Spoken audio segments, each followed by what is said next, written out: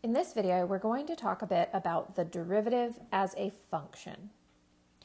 The derivative of a function f of x with respect to the variable x is the function f prime, whose value at x is defined by this following formula. So we're using this f prime of x. Remember, that reads as f prime of x. So f prime of x is equal to our difference quotient. This is the difference quotient, which is basically the same as our definition of slope, my change in y over change in x. And you'll notice in the denominator, we have h. So we are looking for that horizontal distance for h to become 0, right? So we're finding the slope when there's no distance between those 2 points. And we're going to do an example here in a minute using this definition. But before we do that, let's talk a bit about derivative notation. So if we are given a function, y equals 1 over x, which is the same as writing f of x equals 1 over x. Those are both functions. They both mean the same thing. Y means the same as f of x. So I'm going to take that and rewrite this all on one line. So we're given a function y, which is a function of x, which equals 1 over x. And we have a lot of different notation we can use to represent the derivative. Okay? So we have derivative notation. So one thing that we could write would be y prime. Y prime is a very shorthand way of writing derivative. I don't prefer that. We can also write f prime of x. All right, so that also means derivative, means the derivative of the function with respect to x. We can write dy dx. And this is one of my preferred methods of notation. This reads as the derivative of y, and the denominator reads as with respect to x. So we've got the derivative of y with respect to x. And that becomes important when we move ahead and we start talking about differentiating with respect to different variables. So when we get into implicit differentiation and related rates, I find that this notation here, this third notation I've written, is really helpful to help us think about what our variables mean, what our units are, and how to interpret the problem. Now, to expand on this thought a little bit, another way we write this is we can say, well, let's take the derivative with respect to x of y. All right, so the derivative with respect to x of y, or the derivative with respect to x of f of x. And I want you to notice here it's all together, but on this new notation, d dx in the front, d dx is an operator. D dx is an operator, which means it's telling us to do something. It means take the derivative with respect to x.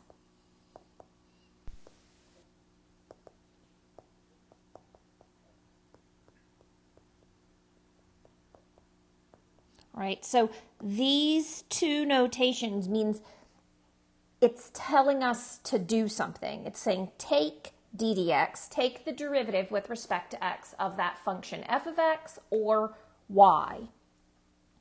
Whereas the previous notation up above, this guy right here, dy dx, that means the derivative of y with respect to x. So it's a little bit different, but you want to make sure you understand. We could even write it this way. We could say, okay, well, we're going to take the derivative with respect to x of my function, and my function is 1 over x. So we could write it that way. And that means I want to take the derivative of this. And in all of these examples, the derivative, it's always going to equal the same thing. I'll write that up here. I'll say, well, if we have the function, then f prime of x is equal to 1 over x. And we're going to learn how to calculate something like that in the example following this explanation about derivative notation here.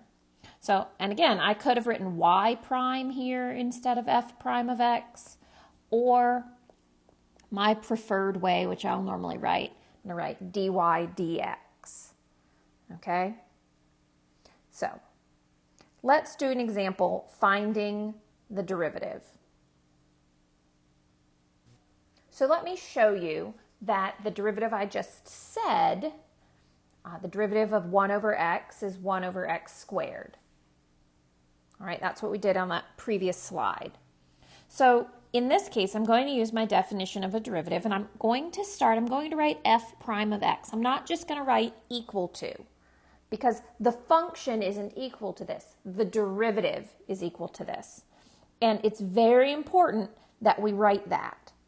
All right, when I look at your work, I'm going to be looking at your work to see that that is there. So we write f prime of x. That says we are going to find the derivative. And the derivative would be found, we would say, well, that's the limit as h approaches 0.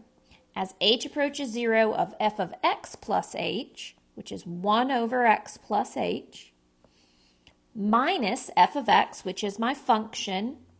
So this 1 over x just went right there, all of which is divided by h.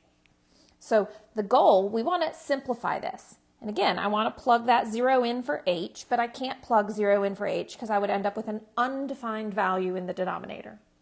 So what I'm going to do is simplify this numerator.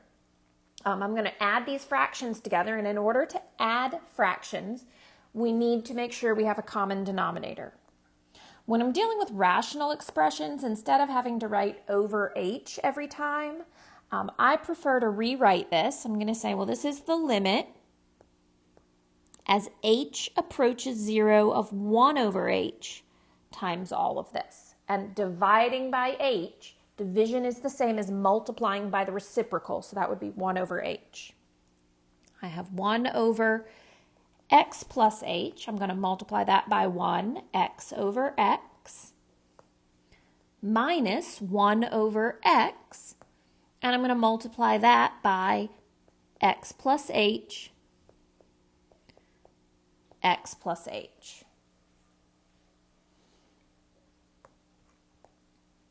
So this becomes the limit as h approaches 0 of 1 over h. I have x minus x plus h all over x times x plus h. So now, as we look to simplify this, I have the limit as h approaches 0 of 1 over h. The numerator is going to become negative h, and in the denominator I've got x times x plus h. And we'll see that h over h will cancel. This is the limit as h approaches 0 of negative 1 times x, or divided by x, times x plus h. One thing I want to point out, now I simplified my numerator, right? But I left my denominator in factored form. And the reason we want to do that is because we oftentimes want to cancel common factors. So it's general practice that we never multiply that out. There may be a situation where you need to, but generally we don't need to do that. So I simplify my numerator and I leave my denominator in factored form. Now, you'll notice I have a negative 1 left in my numerator. At this point, though, it's possible for me to plug in 0 for my h value.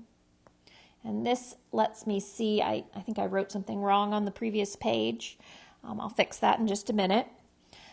So plugging in 0 for h, that gives me -1 over x times x plus 0, which is -1 over x squared. All right, so my derivative, f prime of x, is -1 over x squared. All right, and I thought that was the case when I wrote it, and I should have stopped and checked myself, but I'm 10 minutes into the video, so I'm going to leave that the way it is. All right, so this is my derivative here. When you're done, you need to have f prime of x, y prime, dy dx, whatever your preferred notation, you need to have that written in the front. All right, so just to note where I was mentioning I had an error. Yeah, I completely wrote the wrong derivative there. I wrote the original function. This should have said -1 over x squared. So I just want to clarify. There was that issue earlier in the video. That's my derivative. And so to clarify, we've talked about derivative notation, y prime, f prime of x, dy dx. The operator, take the derivative with respect to x of y or the function or 1 over x. And then we also went through the process using the formal definition to determine our derivative, -1 over x squared. And when we write derivative as our answer, we need to make sure we write f prime of x in the front.